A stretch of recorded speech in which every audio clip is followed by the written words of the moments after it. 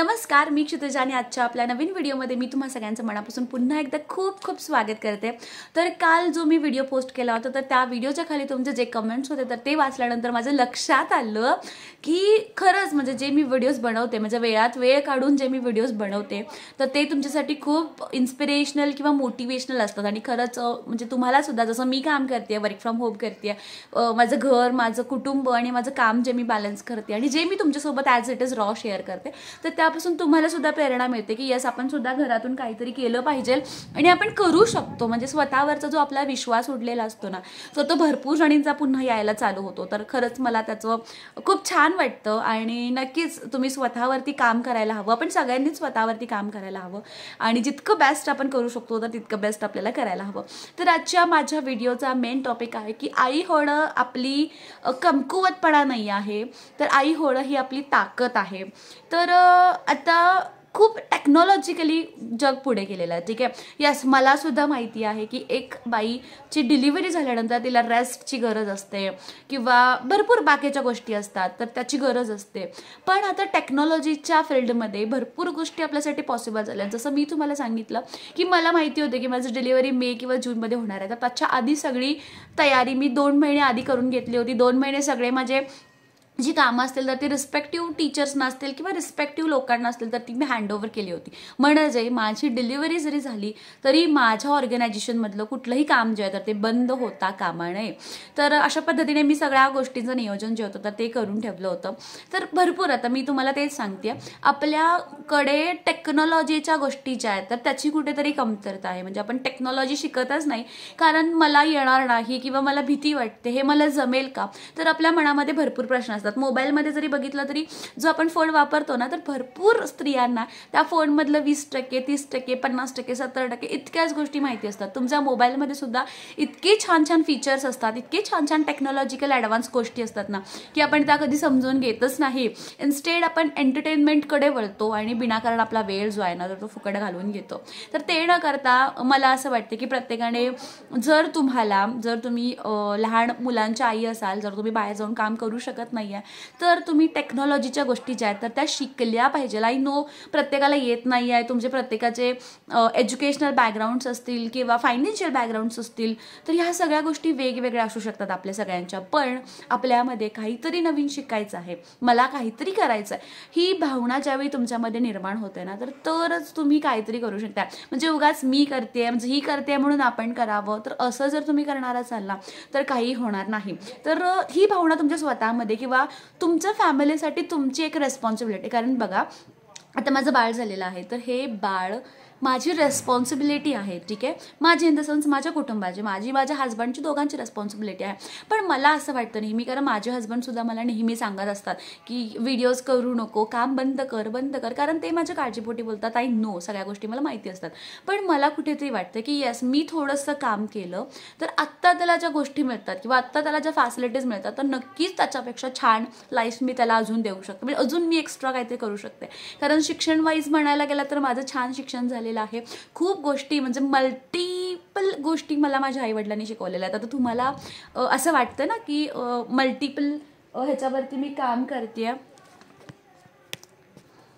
तर तुम्हाला असं वाटतं की मी मल्टिपल फील्ड्समध्ये काम करते तर हे काय माझं आत्ताचं क्रेडिट नाही आहे आणि हे क्रेडिट काय मला एकटीला जात नाही तर माझ्या पॅरेंट्सचं पण याच्यामध्ये खूप जास्त आहे। म्हणजे मला स्कूल लाईफमध्ये असल्यापासून मी मल्टिपल फील्ड्समध्ये काम करते। म्हणजे मी स्पोर्ट्समध्ये ॲक्टिव्ह होते, स्पोर्ट्समध्ये पण मी खो खो खेळलेली आहे, कबड्डी खेळलेली आहे, बास्केटबॉल खेळलेली आहे, ॲथलेटिक्समध्ये 100 मीटर, 400 मीटर, 800 मीटर या सगळ्या गोष्टी ज्या त्या मी केलेल्या। स्किपिंगसुद्धा आहे, कराटे माझा ब्लॅक बेल्ट झालेला आहे। तर माझ्या ॲक्टिव्हिटीज किंवा माझ्या अचिव्हमेंट्सवरती मी एक सेपरेट व्हिडिओ बनवेन तुम्हाला। म्हणजे त्याच्यामध्ये ना माझ्या फॅमिलीचं ते जे काही ते क्रेडिट्स असतील तर ते मी सगळे सांगेन की त्यांनी मला काय काय स्विमिंग मी केलेलं आहे, सकाळी 6 वाजल्यापासून मी सगळ्या ॲक्टिव्हिटीजमध्ये हे राहायचे। डान्स मला येतो, सिंगिंगमध्ये मी केलेली आहे, कथ्थक किंवा बॉलिवूड स्टाईल या सगळ्या गोष्टी मी केलेल्या आहेत।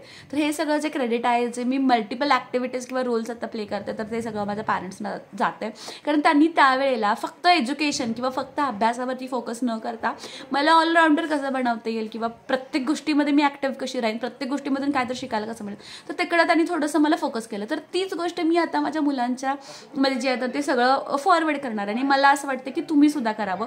फक्त आपल्या मुलांना शिक्षण किंवा फक्त एज्युकेशनवरती फोकस न करता ऑलराऊंडर करून, कारण नंतर भविष्यामध्ये ना, आता मी जे करते काम किंवा माझं जे काय लाईफ आहे, तर इकडे मला माझं स्कूलमधलं मॅथ्स, इंग्लिश, EVS या गोष्टी किंवा हिस्ट्री या गोष्टी नाही कामाला येतात.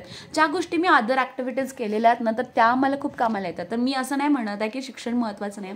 शिक्षण खूप महत्त्वाचं आहे आपल्या भविष्याचा विचार करण्यासाठी, किंवा जी पाथ तुम्ही निवडता तर ती व्यवस्थित असण्यासाठी शिक्षण प्रत्येकाच्या आयुष्यामध्ये खूप महत्त्वाचं आहे.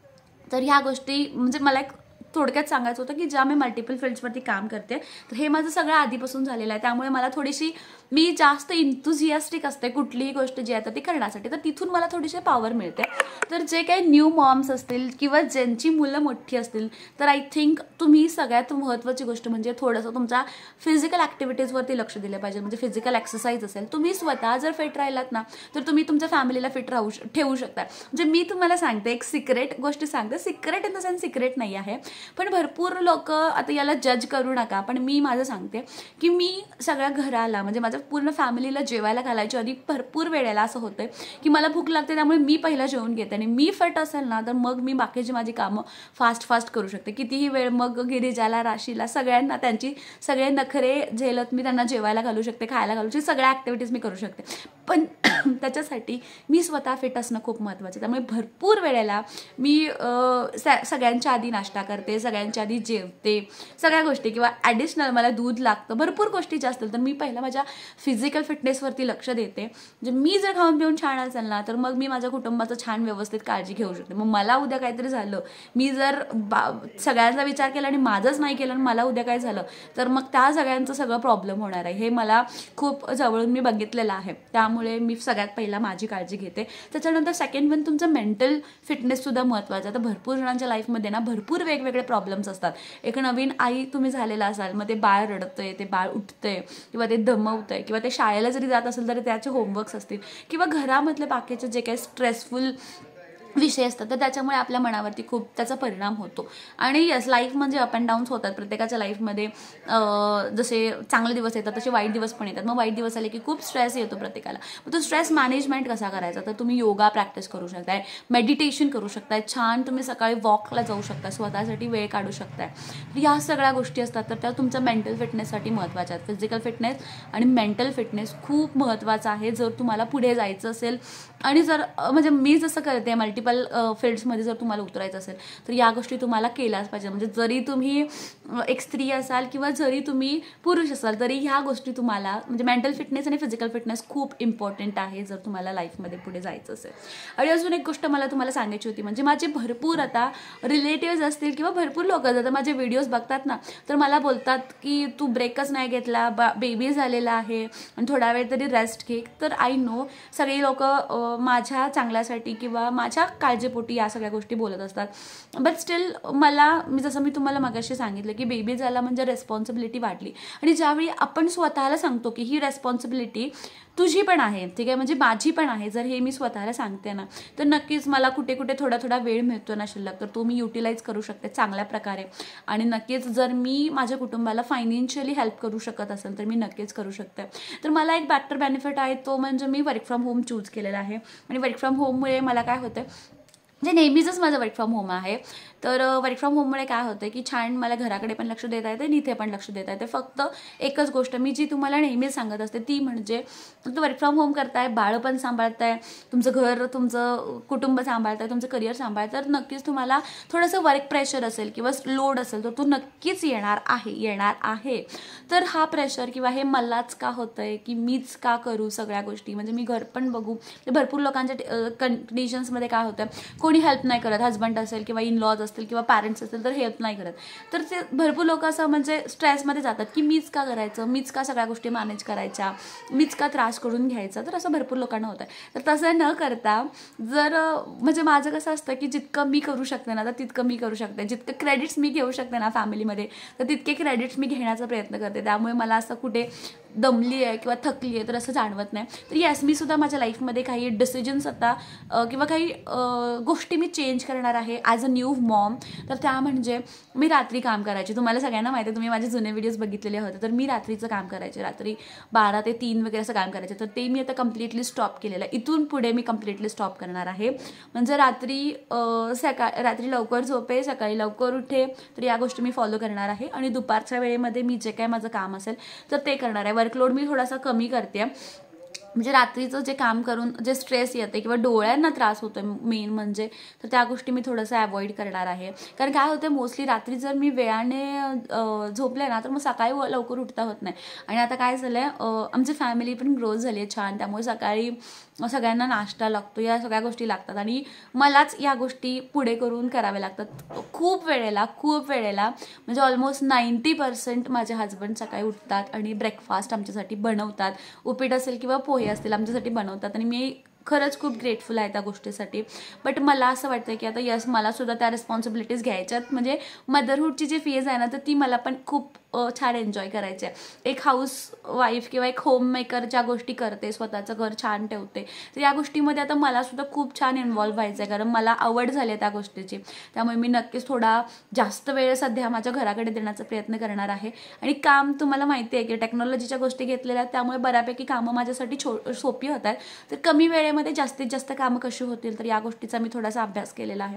त्यामुळे आय थिंक तिकडे सुद्धा मला थोडंसं बेनिफिट होतं आहे त्या गोष्टीचं. म्हणजे दोन्ही गोष्टी मी व्यवस्थित बॅलन्स करू शकते.